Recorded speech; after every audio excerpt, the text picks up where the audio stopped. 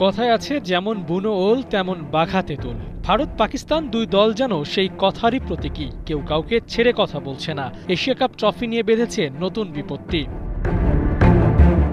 Asia cup শেষ হয়েছে, মাস হতে চলল, এখনো চ্যাম্পিয়ন টিম বুঝে পায়নি ট্রফি। সে নিয়েই ফের আলোচনা, কিভাবে ভারতে পৌঁছবে শিরোপা।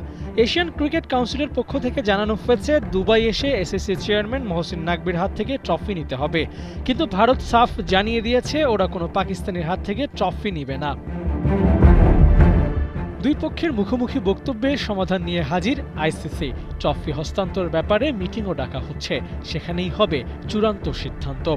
মিটিং শেষে ভারতের হাতে বুঝিয়ে দেওয়া হতে পারে ট্রফি। আর এ নিয়ে ভারতীয় গণমাধ্যম এনডিটিভিকে নাম প্রকাশে অনিচ্ছুক এসিসি কর্মকর্তা জানিয়েছে হারির খবর। কিন্তু তার প্রতিক্রিয়া ছিল যে বিসিসিআইয়ের কেউ দুবাইতে এসে তার কাছ থেকে ট্রফিটি নিয়ে যাবে। কিন্তু বিসিসিআই তাদের অবস্থান স্পষ্ট করে দিয়েছে যে তারা তার কাছ থেকে ট্রফিটি গ্রহণ করবে না। তাই বিষয়টি সম্ভবত আইসিসির সভায় সিদ্ধান্ত নেওয়া হবে। সেই প্রতিবেদনে উঠে আসে ভারতীয় ক্যাপ্টেনের বক্তব্যের উল্টো পিঠ। সূর্যকুমার যাদব বলেছিলেন তারা ট্রফি নেয়ার জন্য রেডি ছিলেন, এমনকি অপেক্ষাও করেছিলেন কখন সেলিব্রেট করবেন। কিন্তু নাম প্রকাশে অনিচ্ছুক ওই ব্যক্তি আরও বলেছেন বিসিসিআই এর তরফ থেকেই জানানো হয়েছিল তারা নাকভির হাত থেকে ট্রফি নেবে না।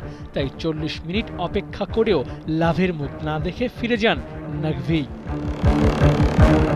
ভারত পাকিস্তান এই সমস্যার নিষ্পত্তি না হলে এশিয়া কাপ টুর্নামেন্টের ভবিষ্যৎ হুমকির মুখে পড়বে।